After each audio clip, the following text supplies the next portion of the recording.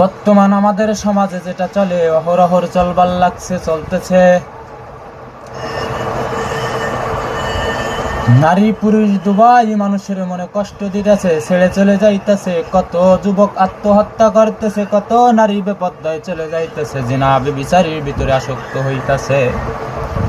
ও যুবক, একবার হলেও শুনে নাও, একবার হলেও জেনে নাও, আমার আল্লাহ পাক রব্বুল আলামিন কি বলে।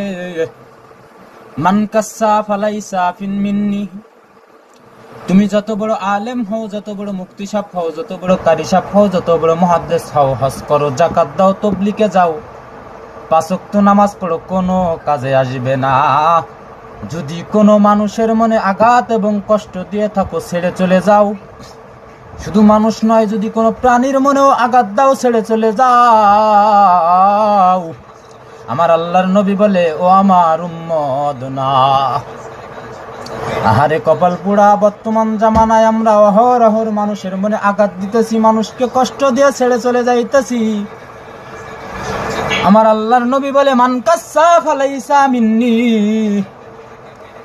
এ আমার উম্মত শোন, তুই যদি মুক্তি মুহাদ্দিস হোস, তুই যদি 5 ওয়াক্ত নামাজ পড়িস, কোনো কাজে আসবে না, কোনো কাজে আসবে না। তুমি আমার উম্মত না। শুধু মানুষ নয়, কারণ যদি কোনো পশু প্রাণী যদি মনে কষ্ট দিয়ে থাকো, তারপরেও আমার আল্লাহর নবী বলে, ও আমার উম্মত না। আর বর্তমান জামানায় আমরা এগুলোই অহরহর করতেছি। 2 দিনের ভালোবাসা, 3 দিনের দিন ব্রেকআপ। এই যে মানুষের মনে কষ্ট দিতেছো, আল্লাহর নবীও বলে দিছে, ও আমার উম্মত না। আর আজকাল আমরা জামানায় এমনই জামানা হয়ে গেছে, বর্তমান আমরা এগুলো অহরহর করতেছি, এগুলোর পর লিপ্ত হয়ে গেছি। আল্লাহ আমাদের সবাইকে সঠিক বুঝ দান করুক। আল্লাহ, কারো মনে কষ্ট দিয়ে আমারে তুমি কবরে ডাক দিও না রে মাওলা। আমার আল্লাহর নবীর উম্মত হয়ে যান, দুনিয়া থেকে যেতে চাই, আল্লাহর নবীর উম্মত হয়ে দুনিয়া থেকে মৃত্যুবরণ করতে চাই। ও ভাই, আল্লাহর নবীর উম্মত না হইয়া কবরে যাইতে চাইও না, কবরের ডাকও যেন আসে না। তাই কারো মনে কষ্ট দেওয়ার আগে একবার হলেও ভাবো।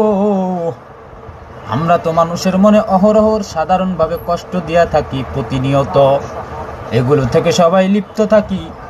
কারো মনে আঘাত দেওয়ার চেষ্টা করিও না রে ভাই, কারো মনে আঘাত দেওয়ার চেষ্টা করিও না।